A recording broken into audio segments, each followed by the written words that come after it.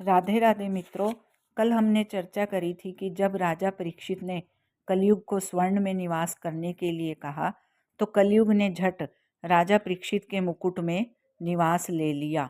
और जब राजा परीक्षित शिकार को गए तो मुकुट में कलयुग का निवास होने के कारण उनकी बुद्धि भ्रष्ट हो गई और उन्होंने अज्ञानतावश लोमस ऋषि के गले में एक मरा हुआ सर्प डाल दिया। और शिकार के बाद जब राजा अपने महल में आए और स्वर्ण मुकुट उतारा तो उन्हें ज्ञात हुआ कि बुद्धि भ्रष्ट होने के कारण उनसे कितना बड़ा अपराध बन गया।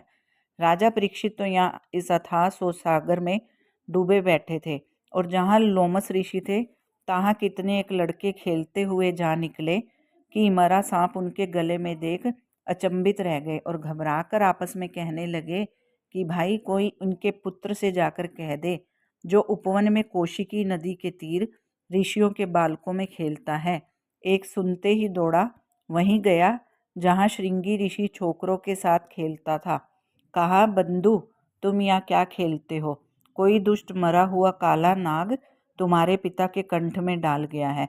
सुनते ही श्रृंगी ऋषि के नयन लाल हो आए, दांत पीस पीस लगा थर थर कांपने और क्रोध कर कहने कि कलयुग में ऐसा राजा उपजा है जिसने अभिमानवश मेरे पिता का घोर अपमान किया है।